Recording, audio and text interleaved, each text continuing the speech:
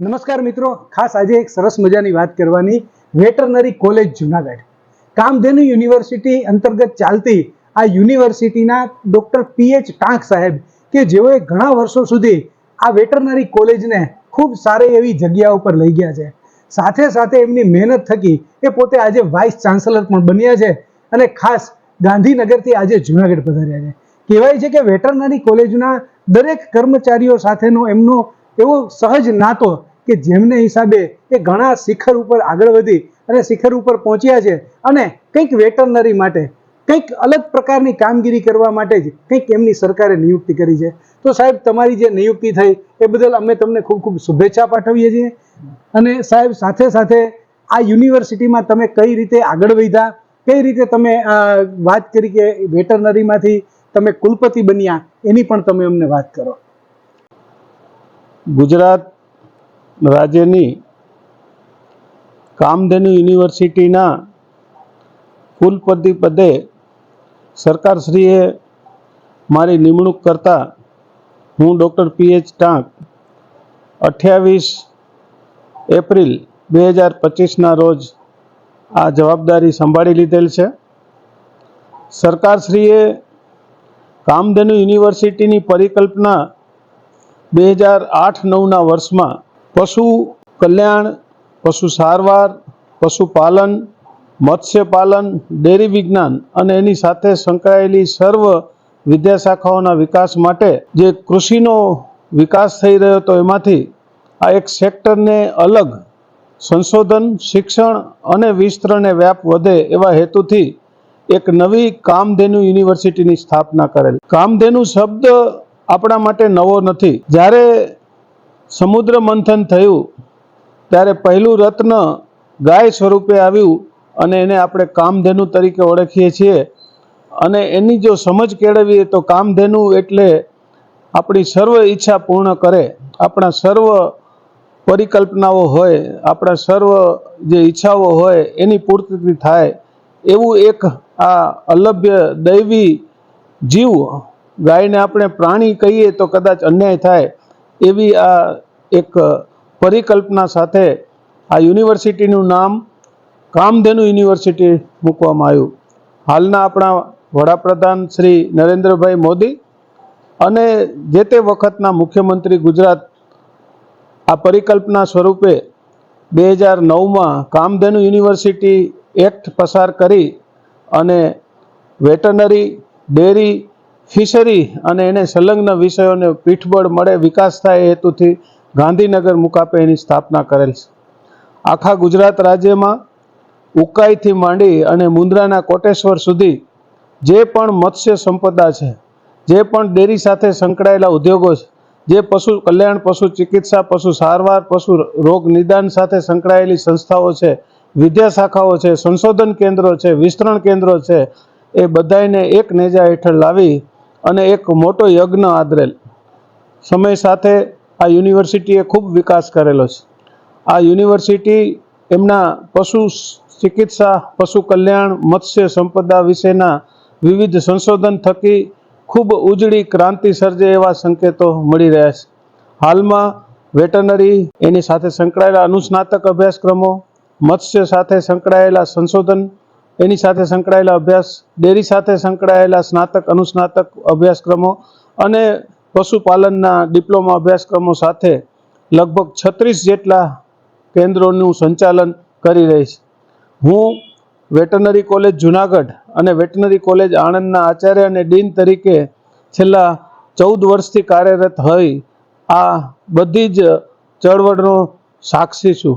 હવે જ્યારે સરકારે મારા ઉપર વિશ્વાસ મૂક્યો છે ત્યારે કામધેનુ એના મૂળ પ્રકલ્પ સાથે જે પણ અધૂરા કાર્યો છે અને નવા કાર્યોનું પ્રયાણ કરવાનું છે એમાં ખંતથી કામ કરીશ. મને વિશ્વાસ છે મારી સાથી શિક્ષક મિત્રો, વૈજ્ઞાનિકો, વિસ્તરણ શિક્ષણ સાથે સંકળાયેલા અને વહીવટ સાથે સંકળાયેલા સૌ કર્મયોગીઓ આ યજ્ઞમાં જોડાશે અને આવતા દિવસોમાં કામધેનુ ફક્ત ગુજરાતની નહીં પણ વિશ્વ કક્ષાએ આપણું ભારતનું, આપણા રાજ્યનું મોટું નામ કરશે એવી પૂરી આશા હું વ્યક્ત કરું છું. અસ્તુ.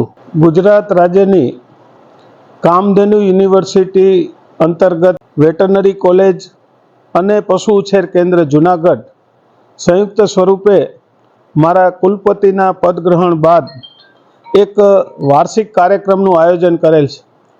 આ વિદ્યાર્થીઓના વાર્ષિકોત્સવ સાથે સાથે મેં જે સંસ્થામાં 39 વર્ષથી સેવારત હતો અને ખાસ કરીને જુનાગઢથી 2013થી જુદી જુદી જવાબદારીઓ સંકળાયેલો હતો, ત્યારે એ પ્રોગ્રામમાં, એ કાર્યક્રમમાં મને અતિથિ તરીકે, કુલપતિ તરીકે જે આમંત્રણ મળ્યું, તો સાથે સાથે ગઈકાલે આ જ કોલેજમાં જુદા જુદા જે નવા પ્રકલ્પો હતા એનું ઉદ્ઘાટન, સાથે સાથે પશુ ઉછેર કેન્દ્રમાં જે નવું આપણે ગતિવિધિઓ શરૂ કરેલ છે, ખાસ કરીને જે પ્રોજની ટેસ્ટેડ બુલ છે એના માવજત અને સંવનન અને સંરક્ષણ માટે કસરત કરવી ખૂબ જરૂરી છે. તો એક એક્સરસાઇઝર નવું જે ઇન્સ્ટોલ કરી મારા હાથે ઉદ્ઘાટન કરવામાં આવ્યું.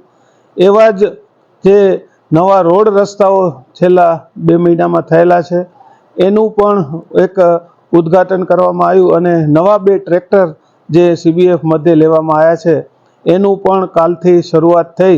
એટલે એક આગંતુક નવા કુલપતિ તરીકે મારા હસ્તે આ નવા પ્રકલ્પો ખુલ્લા કરાયા એ મારી જવાબદારીના ભાગરૂપે અને હર્ષના ભાગરૂપે એક આનંદની લાગણી વ્યક્ત કરું છું. વેટરનરી કોલેજ જુનાગઢ શરૂ થઈ ત્યારથી વેટરનરી કાઉન્સિલ ઓફ ઇન્ડિયા અને ICARના એક્રેડિટેશન ધરાવે છે અને એનો હું સતત સાક્ષી રહ્યો છું. એના એક કર્મયોગી તરીકે મને અહીંયા જે સફળતા અને પ્રેમ મળ્યો છે એ સ્વરૂપે આ જ વર્ષે નવી ખરીદાયેલી એક એમ્બ્યુલન્સનું ઉદ્ઘાટન પણ આજે રાખવામાં આવ્યું.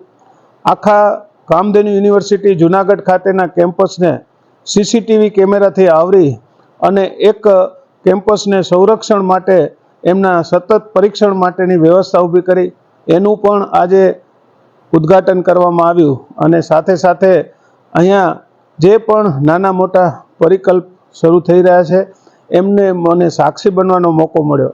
વિદ્યાર્થીઓએ વર્ષ દરમિયાન કરેલ વિવિધ પ્રવૃત્તિઓ, સાંસ્કૃતિક કાર્યક્રમો, શૈક્ષણિક ઉપક્રમો અને સાથે સાથે જે પણ વિદ્યાર્થીઓ સાથે શિક્ષકો સંકળાયેલા છે એ સૌના હર્ષને એન્યુઅલ પ્રોગ્રામ એટલે કે વાર્ષિકોત્સવ સ્વરૂપે ઉજવવાનું, સંગીત કાર્યક્રમો, વિવિધ સ્પર્ધાઓ, એમાં જે ઇનામ મેળવે એ થકી આ એક વાર્ષિકોત્સવના આયોજનમાં પણ મને કુલપતિ તરીકે રહેવાનો મોકો મળ્યો. એ પણ મારા માટે એક સદભાગ્ય છે.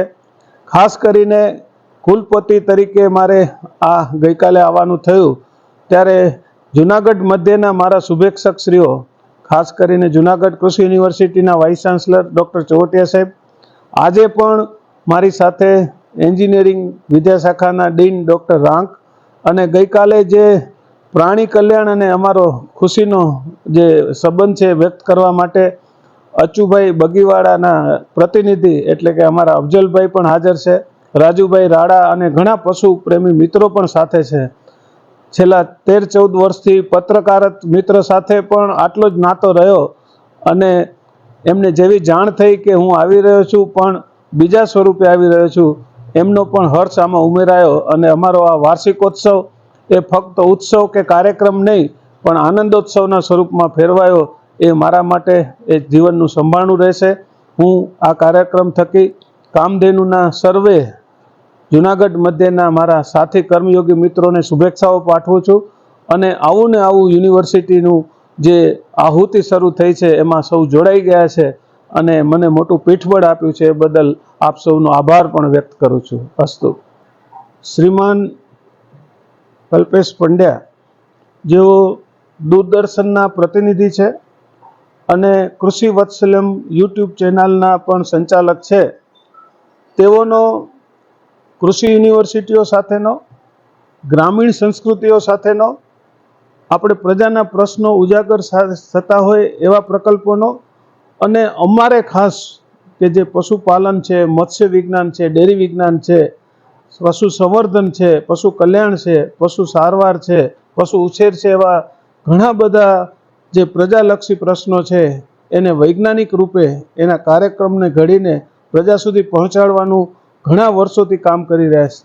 આજે એ અત્રે પધારેલ છે અને એમને આ કાર્યમાં પ્રભુ ખૂબ ઘનિષ્ઠ અને સનિષ્ઠ પ્રતીક્ષા અને પ્રગતિ આપે એવી શુભકામનાઓ પાઠવી છે. કામધેનુ યુનિવર્સિટી પરિવાર તરફથી આપની આ જે પ્રવૃત્તિ છે ગ્રામ્યલક્ષી, ખેડૂતલક્ષી, પશુપાલનલક્ષી, એ ખૂબ ફૂલે ફાલે અને સાચા અર્થમાં આપણે ભારતના નાગરિક સુધી આપણો સંદેશ પહોંચાડો એવી શુભેચ્છાઓ કામધેનુ યુનિવર્સિટી તરફથી પાઠવું છું. ખૂબ ખૂબ સરસ વાત.